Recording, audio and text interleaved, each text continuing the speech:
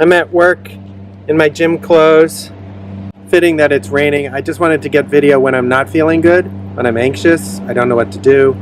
I know what not to do, you know, I'm good at stonewalling. I've been anxious for a few days and I'm kind of worn down from Thanksgiving, which I'd like to talk about. Last summer we had a hard visit with my family that we're recovering from, and this Thanksgiving we had a hard part of a visit with my wife's family. So it's a very equal situation, often covered in the media and storytelling in Hollywood about different families and the way different families do things. And this trip, my wife and I, just after a few days of barely talking, figured out a very, it's sleeting. I have a mic shroud on my camera for this reason, that I printed, 3D printed. I'll show a link to that. What was I saying? So, just a brain explosion when it was a long day and my son did one of those I will not be strapped into the car seat, like I'm gonna kick and bite and fight for my life, and I have at times just strapped him in anyway, but then I've stopped to think, now wait a minute, unless there's a flood or a dinosaur chasing me, why am I gonna force this person who is clearly telling me they're done to do this right now? And so on this particular evening, we stopped and said, hey, it's been a really long day. This is gonna, you know, he's only 4.5. We're asking a lot of him to get strapped in right now, in the dark after an active day. Let's take a break. Give him a hug. Have him go for a walk with his mom, and talk him through. This has been hard. I know you don't want to strap in right now. We really got to get home though somehow. I know you're feeling bad. Let me hold you.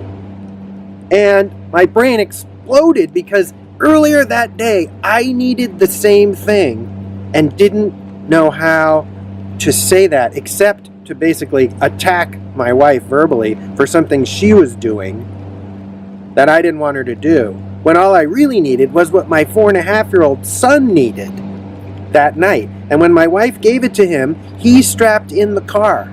Even though he was tapped out, he got back in. He's like, okay, we got to get back to the hotel room. I got a little love. I got a little acknowledgement and connection that this is hard. Not that I should just do it, but that it is hard and I needed to connect with someone. My wife and I this morning were like, wait a minute, a little more self-knowledge, or a lot more self-knowledge on my part, and a person listening who isn't freaking out, is the magic sauce. When someone freaks out, oftentimes, if you're not freaking out, there's a part of you that says, you're just weak. You're weak. You're weak. Get it together, man. You know?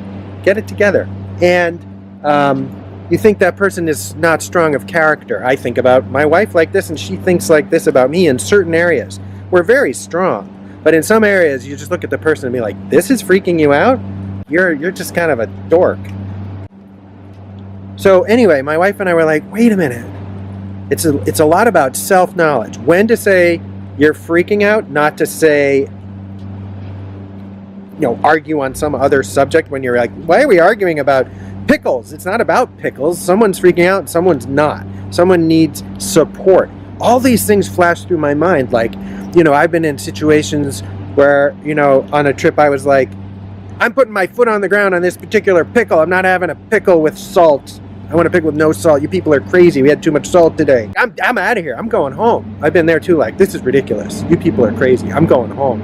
And I know how this could even extend. This could extend to, like, people making bad decisions when they're tired, unloved, drugged out, but they are so hurt and they're so needy and they're so unloved or unsupported that they're like, you know what?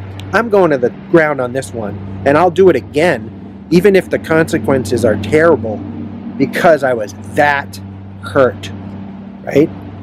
And they didn't understand. So my wife and I really connected, and I'll show some video of the trip, because the trip was great. The trip was great. There were just some bad parts that left some scars. So I'm feeling better this morning after like an hour or two talking to my wife, late to work, not getting dressed, didn't go to the gym. Just like, what do I do? Standing around the house looking at my phone like, what am I doing? Anxiety. Finally got to work, had a technical problem to fix, had a cup of coffee. I'm going to go to the gym, get it back together.